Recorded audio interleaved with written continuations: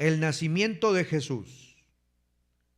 Contexto histórico, cultural y teológico. El nacimiento de Jesús. Contexto histórico, cultural y teológico. Vamos a abrir nuestras Biblias en Lucas capítulo 2, por favor, a tener una pequeña lectura de la Biblia y oramos y empezamos con la lección número 2 de esta serie de lecciones, el primer advenimiento. Lección 2, el nacimiento de Jesús. Contexto histórico, cultural y teológico. Lucas capítulo 2, por favor, hermanos. Y vamos a leer el versículo número 1 en adelante. Sígame con su vista, yo lo leo y luego oramos. Lucas 2, ¿están ahí? Lucas capítulo 2. Dice así: aconteció en aquellos días que se promulgó el edicto de parte de Augusto César que todo el mundo fuese empadronado. Este primer censo se hizo siendo Cirenio gobernador de Siria. E iban todos para ser empadronados cada uno a su ciudad. Y José subió de Galilea, de la ciudad de Nazaret, a Judea, a la ciudad de David que se llama Belén, por cuanto era de la casa y familia de David, para ser empadronado con María su mujer, desposada con él, la cual estaba encinta. Y aconteció que estando ellos allí se cumplieron los días de su alumbramiento y dio a luz a su hijo primogénito, y lo envolvió en pañales y lo acostó en un pesebre, porque no había lugar para ellos en el mesón. Vamos a orar. Señor bendito, gracias te damos, Señor, por darnos esta bendición de poder estudiar tu primera venida, los hechos maravillosos que acontecieron para la llegada del Creador del universo a nuestro mundo, Señor. Te rogamos, Señor, que bendigas esta lección, que podamos ver las maravillas de tu ley y que seamos animados y que seamos, Señor, desafiados para agradecerte infinitamente el que hayas venido a nacer a nuestro mundo, Dios, para darnos vida eterna. Bendice esta lección, te lo ruego en el nombre de Cristo. Amén. Cuando hablamos del nacimiento de Jesús, muchas veces se hace de manera romántica o de manera tradicional, influenciada por nacimientos con figuras de yeso, con musgo que se hace, pequeños riachuelos de aluminio y ponen a un pequeño bebé en medio como el niño Dios. Eso lo hemos traído en nuestra mente por la cultura en la que hemos crecido, una cultura católica, una cultura que tenemos de hace tradiciones, ¿verdad? Algunos cantan villancicos que ni siquiera ponen atención a la letra. A algunos, influenciados por la cultura americana o norteamericana, mejor dicho, pues usan a Santa Claus, un señor gordito, con barba, no me vean raro, porque es blanca la barba de él, y con un gorro vestido de rojo que trae una gran funda costal de regalos, que anda con renos por todas partes, anda en moto, ¿verdad? Y por todas partes, entrando por las chimeneas de los niños para que dejarles regalos y comer galletas y leche caliente. Y él tiene un poder increíble para estar en muchos lugares al mismo tiempo y regalar a los niños sus regalos. Y él está viendo cómo se portan los niños, y se portan mal, no les trae regalos. Esa es la cultura que este mundo nos trae. Pero eso no es lo que se trata el nacimiento de Cristo. No tiene nada que ver con eso. Cuando nosotros venimos a la palabra de Dios y tenemos una lectura cuidadosa de su palabra, vemos que el nacimiento de Jesús es un evento real. Es un evento histórico, un evento ubicado en el tiempo, ubicado en un espacio geográfico, en circunstancias políticas específicas. El nacimiento de Jesús no es un cuento de hadas, es un hecho histórico. El cristianismo, hermanos, no se basa en mitos, leyendas. No, el cristianismo se basa en hechos reales. Y muchas veces podemos tener hechos verificables en la palabra de Dios. No creemos en cosas místicas. Creemos en lo que la palabra de Dios dice y se puede demostrar y comprobar. Lucas, vea por favor capítulo 1. Lucas 1 es mi evangelio preferido de manera personal. Lucas inicia su evangelio con una serie de 2 volúmenes. Lucas escribe su primer libro para después iniciar con un segundo al término de este. El primer libro o primer evangelio o primer volumen que él escribe es el Santo Evangelio de Lucas. Cuando termina, escribe otro más. ¿Sabe cuál es? El libro de los Hechos. En esta primera parte, él describe la historia de Jesús para después concluir con su ascensión y continuar con la era de la iglesia. Pero él aclara por qué razón escribe. Hay un personaje llamado Teófilo y es interesante, ¿verdad? Siempre saber el significado de Teófilo. La palabra Teófilo viene de 2 palabras, Teo, que es Dios, y Filos, que es amigo o el amigo de Dios. Y nosotros ya no somos llamados siervos, somos llamados amigos, dice la Biblia. Y es para nosotros que se escribe este precioso evangelio. Miren lo que dice Lucas 1:1. Puesto que ya muchos han tratado de poner en orden la historia de las cosas que entre nosotros han sido ciertísimas, tal como nos las enseñaron las que desde el principio lo vieron con sus ojos y fueron ministros de la palabra, me ha parecido también a mí, después de haber investigado con diligencia todas las cosas desde su origen, escribírtelas por orden, oh excelentísimo Teófilo, para que conozcas bien la verdad de las cosas de las cuales has sido instruido. Entonces, Lucas, cuando él escribe, él comienza explicando y diciendo que estas cosas han sido investigadas con diligencia desde su origen. Lucas es considerado un historiador serio. Lucas contiene datos históricos perfectamente verificables fuera de la Biblia. Es decir, que usted puede buscar en enciclopedias, libros, en internet y comprobar los datos que Lucas nos da que son históricos.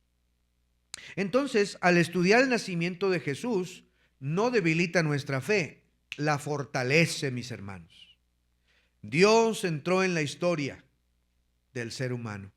Usó imperios, censos, reyes paganos, humildes pastores y hasta personas del extranjero para poder venir y enseñarnos lo importante de su nacimiento. Número 1, anótele, el contexto histórico. El contexto histórico del nacimiento de Jesús. El contexto histórico del nacimiento de Jesús. Lucas 2:1 dice otra vez. Dice, aconteció en aquellos días que se promulgó un edicto de parte de Augusto César que todo el mundo fuese empadronado. Letra A, el dominio del Imperio Romano. El dominio del Imperio Romano.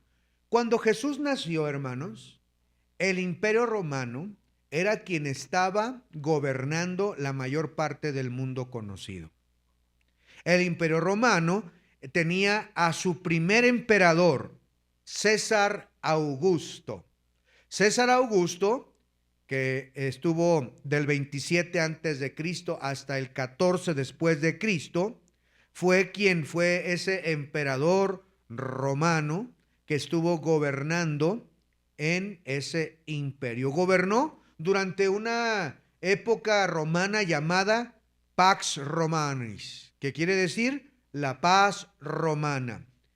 En ese tiempo, cuando César Augusto estuvo gobernando y Jesús nace, esto permitió, hermanos, ayudó mucho el Imperio Romano. La verdad es que ayudó.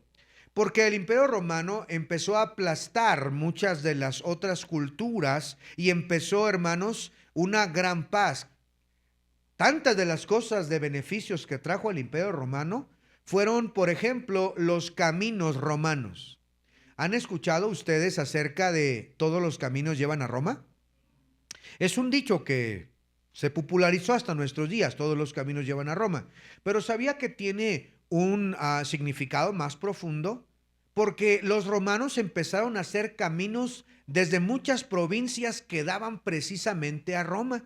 Caminos que muchos de ellos existen hasta nuestros días, parte de ellos. Ahora hacen caminos y no duran ni un año, ¿verdad? Pero aquellos romanos hacían tan bien las cosas que esos caminos y puentes, muchos de ellos todavía existen. Usted puede buscarlos en internet o en libros y va a ver que de aquellas épocas, hay documentales completos de los caminos de Roma, cómo se hacían, cómo se preparaban, cuántas capas tenían, la ingeniería que tenían, ¿verdad? Los acotamientos, los desniveles que tenían, los desagües que tenían para cuando llovía. Era algo impresionante. Ahí surgieron las cuotas de los peajes. Para poder utilizar esos caminos se pagaba peajes, una cuota por usarlos. En fin, eso permitió, hermanos, después cuando el cristianismo surge, que pudiera diseminarse rápidamente el cristianismo por esos caminos. También benefició el idioma, debido a que el Imperio Romano tomó como principal idioma el griego. El griego koiné, aunque después tenemos también el latín. Pero el idioma universal en los tiempos de Jesús era el griego.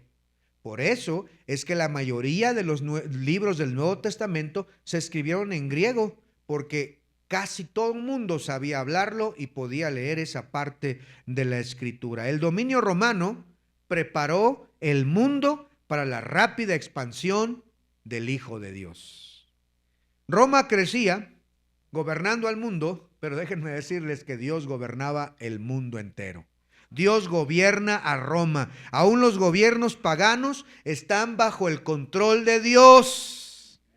La Biblia dice, ¿verdad?, que el corazón del rey está en la mano de Dios y Él lo inclina hacia donde quiere. Entonces, estamos hablando del contexto histórico. Gobernaba el imperio, ¿cuál? Romano. ¿Cómo se llamaba el emperador? César Augusto. Letra B. Estamos dando un poquito de clases de historia a los que no fueron al colegio, para que, y no le estamos cobrando nada, ¿ok? Letra B, el censo, instrumento soberano de Dios, el censo.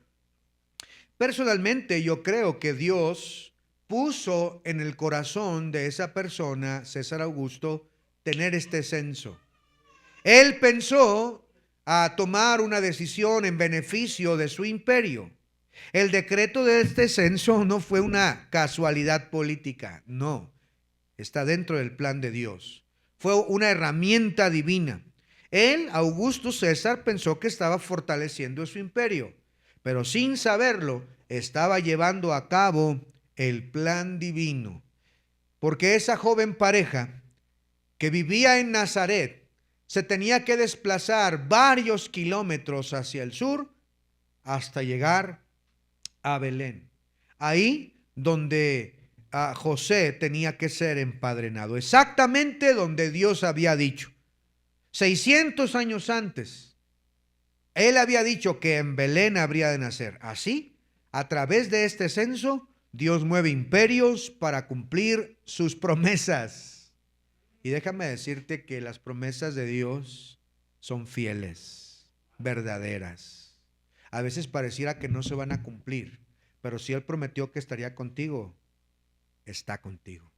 Si Él prometió que no te dejaría abandonado en ningún momento de tus problemas, créeme, Él está ahí. Aunque sientas que te ha abandonado, que el cielo se ha cerrado, las promesas de Dios son fieles y firmes.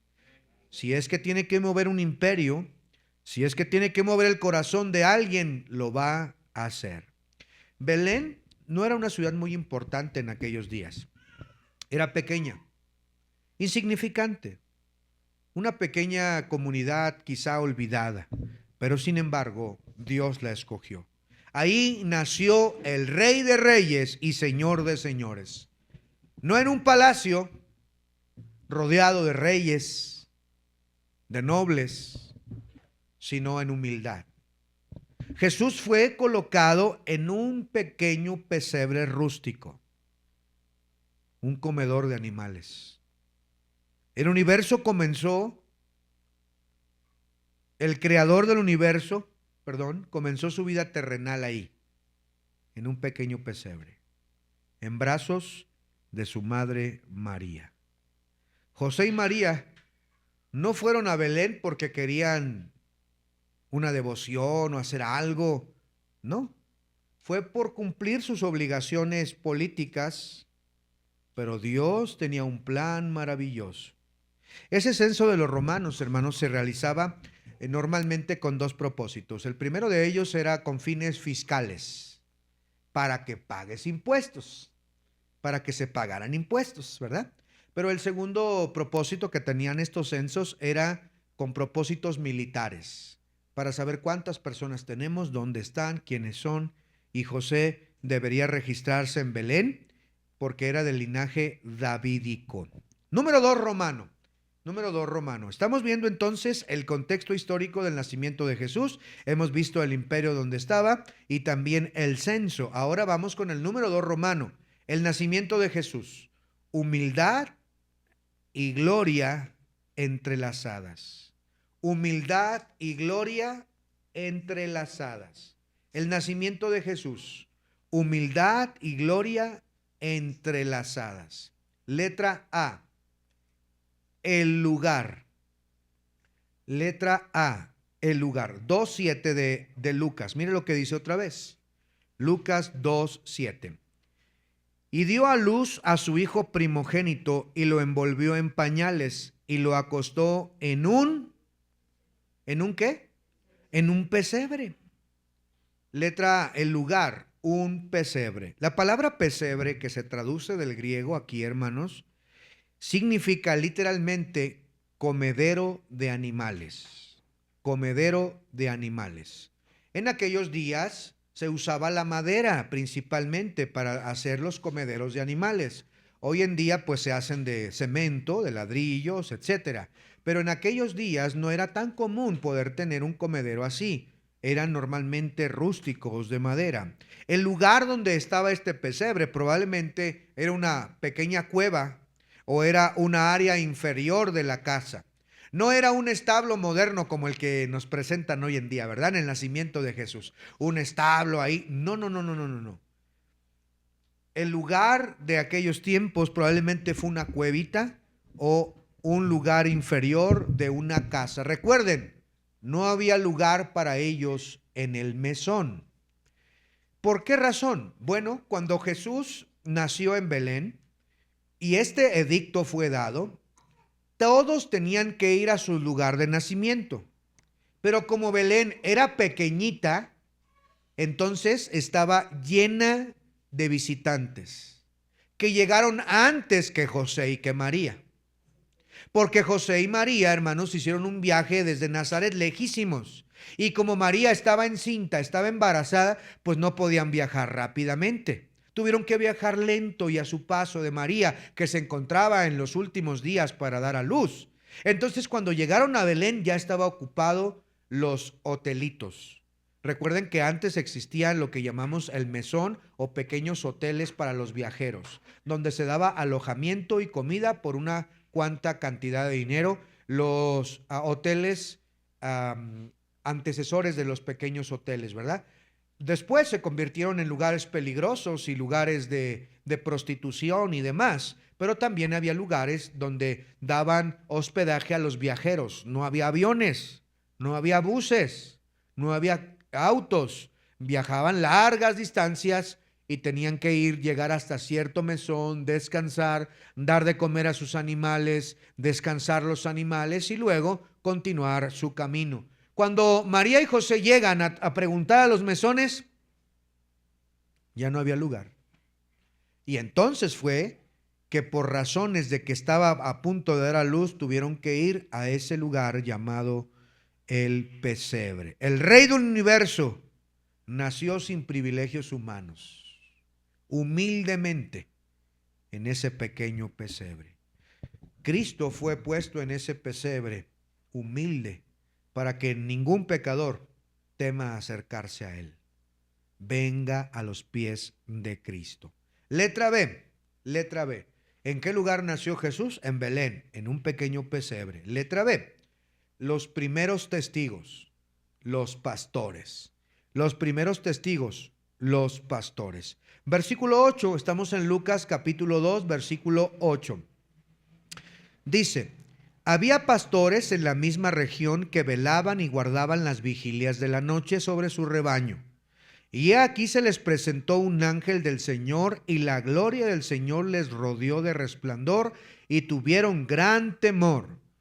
Pero el ángel les dijo: no temáis, porque he aquí os doy nuevas de gran gozo que serán para todo el pueblo, que ha nacido hoy en la ciudad de David un Salvador, que es Cristo el Señor. Esto os será por señal: hallaréis al niño vestido en pañales y acostado en un pesebre. Y repentinamente apareció con el ángel una multitud de huestes celestiales que alababan a Dios y decían: gloria a Dios en las alturas y en la tierra paz, buena voluntad para con los hombres. Sucedió que cuando los ángeles se fueron de ellos al cielo, los pastores se dijeron unos a otros: pasemos pues hasta Belén y veamos esto que ha sucedido y que el Señor nos ha manifestado. Vinieron pues apresuradamente y hallaron a María y a José y al niño acostado en el pesebre. Y al verlo, dieron a conocer lo que se les había dicho acerca del niño, y todos lo oyeron. Se maravillaron de lo que los pastores les decían. Pero María guardaba estas cosas, meditando en su corazón. Y volvieron los pastores glorificando y alabando a Dios por todas las cosas que habían oído y visto, como se les había dicho. Cuando es en esa noche que Jesús nació, esa misma noche, los primeros en recibir el anuncio no fueron los sacerdotes, no fueron escribas, sino pastores humildes, hombres marginados, considerados impuros por la sociedad religiosa de su tiempo. Pero Dios los ha escogido para escuchar el primer sermón de estos ángeles en esta noche. Ha nacido hoy en la ciudad de David un Salvador, que es Cristo el Señor. Y esas son las palabras, si las analizamos bien, los ángeles están diciendo: Él es el Mesías, Él es el Salvador del mundo y Él es el Señor, Él es Dios. Y cuando ellos escucharon este mensaje y vieron estos ángeles cantando en la noche, hermanos, en esa noche: gloria a Dios en las alturas y en la tierra buena voluntad para con los hombres, estos pastores, considerados impuros, humildes, fueron a ver lo que había acontecido y encuentran a este bebé. Qué buenas noticias, el mensaje angelical, buenas nuevas. Buenas noticias, dice el ángel. Les traigo buenas noticias. Son para todo el pueblo. Hoy ha nacido su Salvador. Y dice: serán para gozo. ¿Es para ti un gozo recordar que Cristo nació? Que murió por ti. Debería ser de gran gozo, porque la Biblia dice: traigo buenas noticias, dice los ángeles, que serán de gran gozo para todo el pueblo. Ese mismo gozo deberíamos tenerlo hoy. Ese gozo de que Cristo nació por nosotros, porque es paz para toda la humanidad. El único que puede traer paz se llama Jesús. Amén, hermanos. Amén. Letra C, vamos más adelante. El cántico celestial. Letra C, el cántico celestial. Pocas veces en la Biblia encontramos a los ángeles cantando, o cuando menos viendo qué cantan, la letra que ellos cantan. Y esta escena nos permite ver, dice la Biblia, el canto. Vean el versículo 13, 2:13. Y repentinamente apareció con el ángel una multitud de las huestes celestiales que alababan a Dios y decían. No fue un ángel ni dos. Dice la Biblia que fue una hueste, es decir, muchísimos ángeles alabando y cantando porque Cristo ha nacido. ¿Y qué cantaban? Gloria a Dios en las alturas y en la tierra paz, buena voluntad para con los hombres. Los ángeles cantaron. Nota el orden. Dice, primero, gloria a Dios. Luego, paz en la tierra. Cuando el hombre intenta invertir este orden, nunca hay paz verdadera. Primero se le tiene que dar la gloria a Dios y después viene la paz a nuestras vidas. Número 3, hermanos, número 3. Estamos viendo la lección número 2, el contexto histórico, cultural y teológico del nacimiento de Cristo. Hemos visto el contexto histórico, qué gobierno estaba en funciones, quiénes eran. Hemos visto el nacimiento de Jesús, el lugar, los primeros testigos, el canto celestial. Veamos ahora en tercer lugar los magos del oriente, buscadores de la verdad. Aquí voy a tronar algunos globitos como en la feria, ¿verdad? ¿Han visto algunos niños que van ahí, verdad, con su globito en la feria, en juegos mecánicos que van ahí, ¿cómo le llaman? Sí, feria de juegos mecánicos. Y de repente alguien pasa y les truena el globo. Los niños llorarían. Tal vez algunos estén así, ¿verdad? Hoy. Vamos a ver la verdad de Dios acerca de esto. Vamos a Mateo capítulo número 2. Mateo capítulo número 2, versículo número 1. Mateo 2, 1. Mijo, si me ayudas a que puedan pasar, si alguien está afuera, que hagan favor de pasar, hijo. Lucas 2, 1 dice así: cuando Jesús nació en Belén de Judea, en días del rey Herodes, vinieron del oriente a Jerusalén unos magos diciendo: ¿dónde está el rey de los judíos que ha nacido? Porque su estrella hemos visto en el oriente y venimos a adorarle. Primero quiero que veamos lo que no dice la Biblia acerca de estos personajes. Culturalmente o tradicionalmente se nos ha dicho que ¿cuántos reyes magos son? ¿Cuántos? 3. ¿Y cuáles son sus nombres? ¿Cómo se llaman? Melchor, Gaspar y Baltasar. No, ¿verdad? Baltasar. Melchor, Gaspar y Baltasar, ¿no? Y hasta venían en animales, ¿no? ¿En qué animales venían? Camello, un elefante y un caballo, ¿no? Creo que era un elefante, un camello y un caballo, los 3 reyes magos.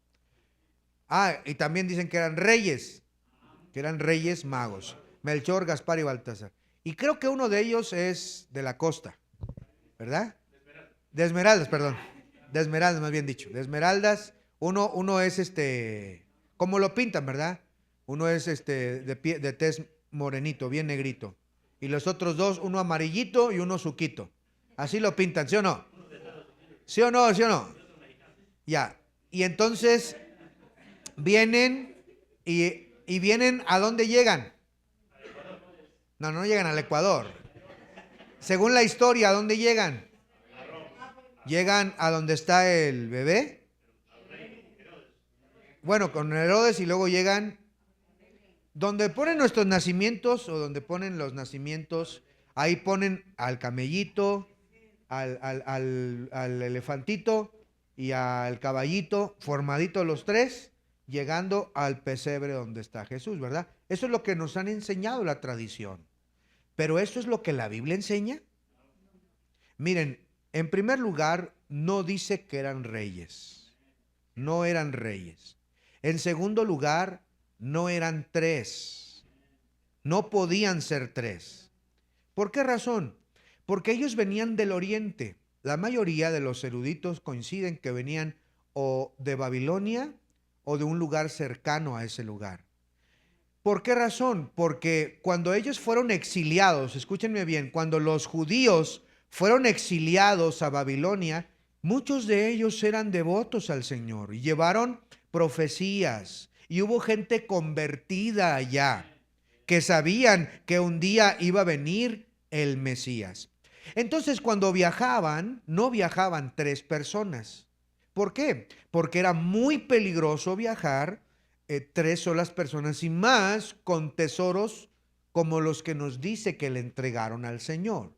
Por lo tanto, estas personas sí tenían mucho dinero, tenían capacidades económicas. Estas personas no viajaron, como vamos a ver en un momento, un día de viaje, ni 2 días, ni 3 días de viaje. No, un gran lapso de tiempo tuvieron que viajar desde Babilonia o del oriente hasta llegar a tierras bíblicas. Por lo tanto, su camino tuvo que ser en caravana. Normalmente lo relacionan con 3, Melchor, Gaspar y Baltasar, por los regalos que ofrecieron, ¿verdad? ¿Cuáles fueron los regalos que ofrecieron? ¿Se acuerdan? Oro, incienso y mirra. Ahorita lo vamos a ver. Y por eso es que la tradición nos dice que eran 3 por los 3 regalos que nos mencionan, pero no dice la Biblia que eran 3, no dice que eran reyes, no dice que era uno moreno, uno negrito, no dice que era elefante, no dice que era camello, no dice nada de eso. Otra cosa muy importante y que lo vamos a ver con la Biblia ahorita, no llegaron el día del nacimiento de Jesús. ¿Cómo? Ya ves, le dije que les iba a tronar su globito. No llegaron esa noche. No pudieron llegar esa noche. Y vamos a verlo con la Biblia. No tiene nada de malo. Lo que tiene de malo es que la tradición nos ha enseñado algo que no dice la Biblia. Pero vamos a aprender lo que la Biblia dice. Mire por favor Mateo capítulo 2. Mateo capítulo 2 dice en el versículo 3, ya lo leímos, el 1 y 2 ya lo leímos. Oyendo esto, el rey Herodes se turbó y toda Jerusalén con él. Y convocados todos los principales sacerdotes y los escribas del pueblo, les preguntó dónde había de nacer el Cristo. Ellos dijeron en Belén de Judea, porque así está escrito. Verso 7. Entonces Herodes, llamando en secreto a los magos, indagó de ellos diligentemente, note esto, indagó diligentemente el tiempo de la aparición de la estrella. En otras palabras, los llamó aparte. Hey, muchachos, vengan. ¿Cuándo apareció esa estrella?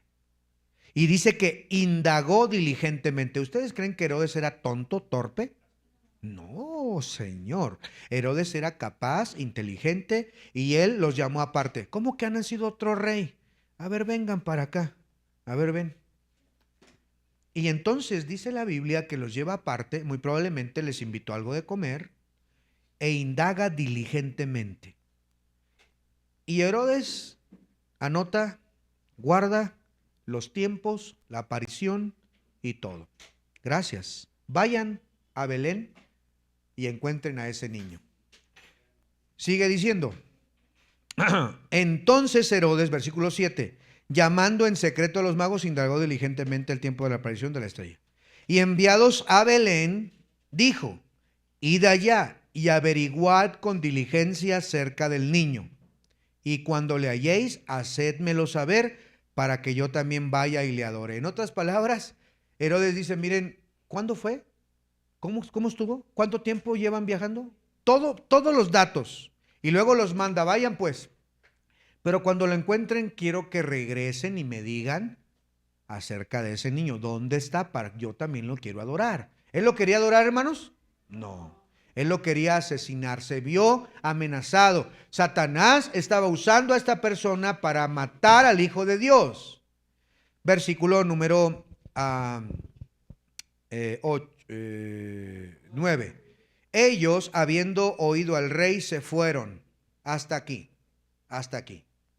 Volvamos por favor al versículo número 2. Diciendo, ¿dónde está el rey de los judíos que ha nacido? Note, esto es muy importante, porque su estrella hemos visto en el oriente y venimos a adorarle. A ver, ¿qué guió a estos personajes? ¿Cuándo aparece la estrella? Esta estrella, hermanos, aparece en el nacimiento de Cristo. Es anunciado el Hijo de Dios. Y ellos vienen siguiendo la estrella, Pero ¿qué cree? Que la estrella desaparece por un momento de su vista. Y ya no la ven. Y como no la ven, se tienen que dirigir a la capital del gobierno porque en su mente estaba que el Dios verdadero del universo estaría en el palacio del rey.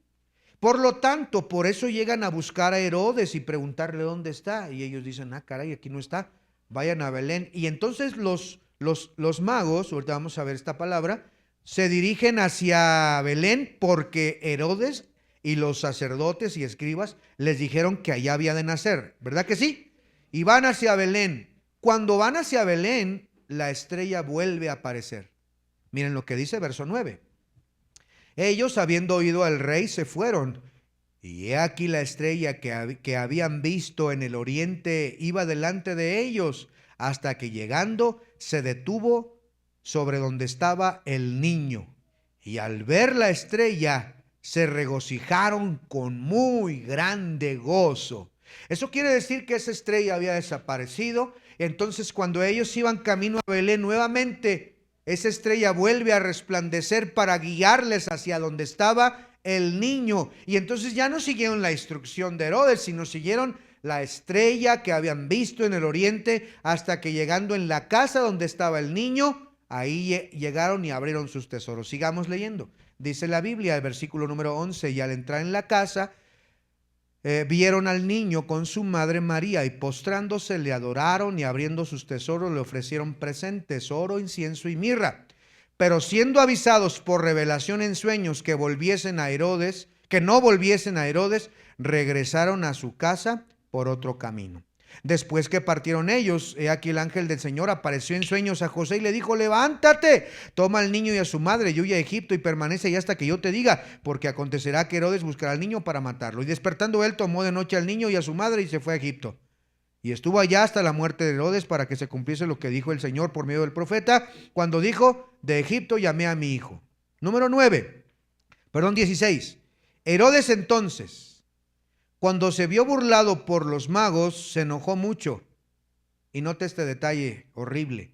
Mandó matar a todos los niños menores de ¿cuánto? Que había en Belén y en sus alrededores. Note esto. Conforme al tiempo que había inquirido de los magos. O sea que esa información que él le sacó de cuándo había aparecido la estrella le sirvió para tomar una decisión. Todos los niños menores de 2 años en Belén y sus alrededores mueran, porque no sé cuál es ese bebé, no sé cuál es ese rey que ha nacido, así que matemos a todos. Y esta matanza de niños es un hecho histórico real que sucedió en Belén y sus alrededores. Cientos de niños murieron. Pero no fue el día del nacimiento de Cristo. ¿Cuánto tiempo pudo haber pasado entre el nacimiento de Cristo y la visita de estos personajes? Máximo 2 años, como máximo. Ahora, quiero darles unos datos importantes. Primero, versículo 11, 2:11 dice, y ¿al entrar en la qué? La palabra casa, hermanos, es la palabra oikia. No dice pesebre y tampoco dice recién nacido, dice casa. La palabra que se utiliza en el versículo número, vea por favor ahí, en Mateo capítulo número 2, el versículo número 9 al final, dice, se detuvo donde estaba el niño. Versículo 11, y al entrar en la casa, vieron ¿sabe que la palabra niño aquí en la Biblia es la palabra paidión, que quiere decir niño pequeño de máximo 2 años? Mientras que Lucas, cuando dice que encontrarán al niño, utiliza una palabra que es brepos, que quiere decir recién nacido. Lucas utiliza una palabra griega que literalmente significa recién nacido, y en Mateo no usa la palabra recién nacido, sino niño pequeño de hasta 2 años. Y luego utiliza la palabra casa, no pesebre, no mesón, la casa. Entonces, podemos ver, hermanos, en Mateo 2:16 que el margen del tiempo que Herodes utiliza para matar a esos niños nos indica que estos personajes que venían del oriente llegaron a la casa en Belén, pero no el nacimiento de Jesús. Habían transcurrido algunos cuantos meses, quizá más de un año, de que ellos sabían del nacimiento de Cristo. Empezó su viaje hasta que llegaron a Belén y luego llegaron a la casa donde estaba el niño. Luego el niño Jesús, cuando era pequeño, es llevado a Egipto por sus padres, porque Dios le dijo a José que lo llevaran, porque iba a ser una matanza ahí en Belén. Si él no hubiera estado en Belén, hubiera estado en Nazaret, no le dice nada, pero se encontraba geográficamente en Belén. Por eso es que el ángel le tuvo que decir en sueños a José: toma al niño y llévatelo a Egipto, porque buscan su vida para matarlo. Y entonces José salva a Jesús, a María, a él mismo, para irse a Egipto.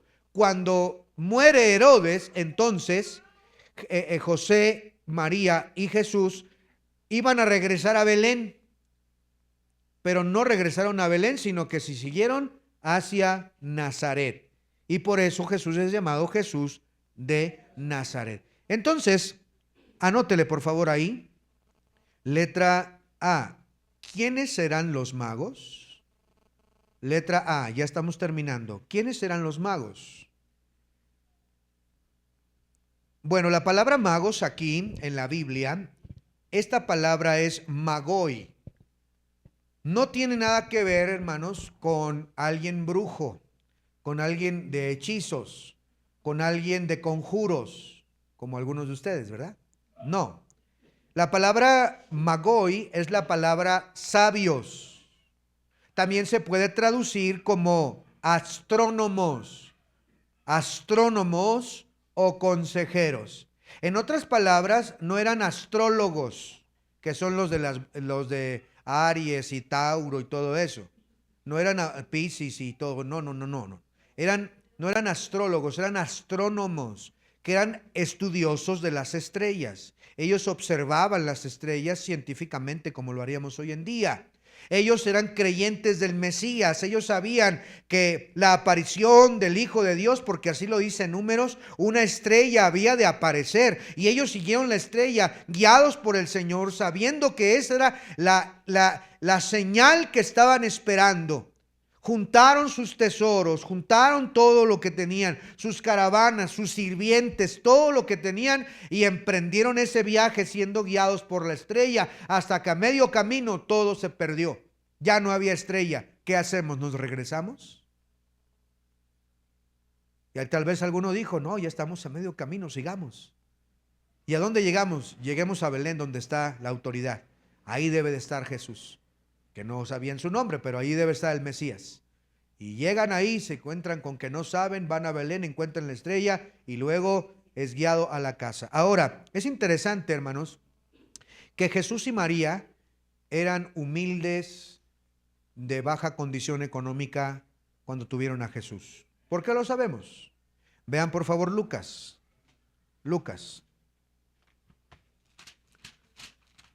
Lucas capítulo 2. Lucas 2, y miren lo que dice por favor en el versículo número 21, 2:21. Cumplidos los 8 días para circuncidar al niño, le pusieron por nombre Jesús, el cual había sido puesto por el ángel antes que fuese concebido. Y cuando se cumplieron los días de la purificación de ellos, 40 días, conforme a la ley de Moisés, le trajeron a Jerusalén para presentarlo al Señor. Como está escrito en la ley del Señor: todo varón que abriese la matriz sería llamado al Señor. Pausa aquí. La ley decía que a los 8 días debería ser circuncidado el niño, todo varón. Luego la mujer tenía que esperar 40 días, la cuarentena, para ir a presentar al Señor, padre y madre, y ofrecer a su hijo como su primogénito. Ofrecían o un becerro o ofrecían un cordero, depende de la economía de cada quien. Si eras tan pobre, podías ofrecer un par de palominos o de tortolitas. Era lo más básico. Ahora, ¿cuánto tiempo tuvo que esperar María para ir al templo? Si los magos del Oriente hubieran llegado en el nacimiento de Cristo, no estuviera entonces ahí María, o estuviera en Egipto y no pudiera haber presentado a su niño. Entonces María estuvo en Belén y luego, cumplidos los días, caminaron hacia Jerusalén, que no estaba muy lejos, para cumplir lo prescrito por la ley. Por eso es que coincide nuevamente con que ellos no llegaron en ese tiempo. Ahora, ¿qué presentaron como entrega? Miren lo que dice ahí la Biblia, el versículo número 24. Y para ofrecer conforme a lo que se dice en la ley del Señor, un par de tórtolas o de palominos. Ellos no tenían la economía para presentar un cordero, un animal grande. Tuvieron que presentar un par de tortolitas. Pero después que llegaron estos sabios, estos consejeros, estos estudiosos, trajeron presentes. ¿Qué trajeron? Y Jesús, como era un bebé de menos de 2 años, no lo podía administrar. ¿Quién lo administró? Sus papás. Y se cree que de ese dinero que ellos obtuvieron por el oro, el incienso y la mirra, que era muy preciado todo esto, pudieron montar un tallercito en Nazaret. Y montaron ahí la carpintería. Y ahí tenemos a José enseñándole a Jesús, ¿verdad? Cómo se debería de cepillar un árbol, cómo se debería hacer una silla. Y tuvieron los recursos para huir a Egipto, para estar en Egipto y para regresar a Nazaret y poder mejorar su situación económica. Ahora, por último, dije quiénes eran estos magos. Ya les dije, ¿verdad? Eran sabios, astrólogos. Anótele por favor ahí nada más, me voy a brincar un punto. Letra B, los regalos. Los regalos. Con esto terminamos. Quisiera explicarlo más profundamente, pero el tiempo se nos terminó. Los regalos. Los regalos que se entregaron fueron escogidos, escúcheme bien, mencionarlos por Mateo. Yo no creo que solo hayan ofrecido eso. Yo creo que ofrecieron muchos otros obsequios y regalos estas personas que venían de lejanas tierras. Pero el evangelista Mateo escogió solo 3 para que te los quedes en la mente. Para que cuando leas Mateo se cumpla el propósito por el cual se escribió Mateo. ¿Cuál era el propósito? ¿Por qué se escribe Mateo? Para demostrar que Jesús es el rey de los judíos. Y entonces él escoge estos 3 regalos nada más: oro, incienso y mirra. El oro representa la realeza de ese niño. El oro se daba solo a los reyes. Y en la Biblia se profetizó que traerían ese oro del oriente a dárselo al rey. En otras palabras, el mensaje que estamos recibiendo es: ese niño es rey. Es el rey de reyes y señor de señores. El segundo es el incienso. El incienso se usaba en el templo. Se quemaba para la divinidad, para Dios. En otras palabras, el incienso representa divinidad. Estaban reconociendo este niño, este bebé, este niño pequeño, es Dios, es divino, es Dios hecho hombre. Y en tercer lugar, mirra.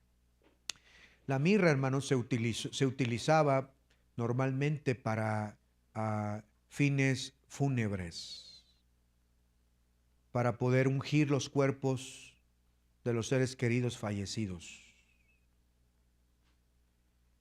Nicodemo, cuando Jesús fue descolgado de la cruz, trajo óleos y mirra para poner al cuerpo y ser sepultado.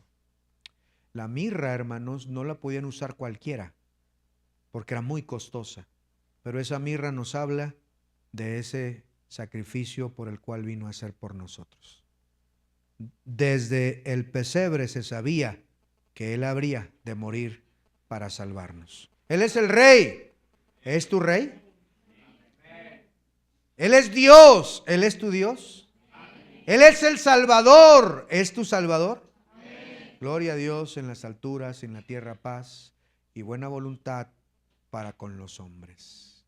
Si fuera ese día, llegaras junto con esa caravana de sabios del oriente, ¿qué ofrecerías? Quizá no tenemos mucho para dar, materialmente hablando, pero hay una cosa que sí podemos dar: nuestro corazón, nuestra adoración, nuestra entrega hacia Él. Que puedas inclinarte hoy delante del Rey y darle gracias. Eso es lo que pide de ti. Vamos a orar. Gracias, Señor, por venir a este mundo. Gracias, Señor, porque pudimos saber que tú mereces toda la adoración, toda la gloria, todo el honor, la alabanza, Señor. Gracias, Padre Celestial, por usar el Imperio Romano para diseminar el Evangelio. Gracias, Señor, por usar ese censo para llevar a María y a José y cumplir la profecía del lugar de nacimiento. Gracias por María, es su disposición para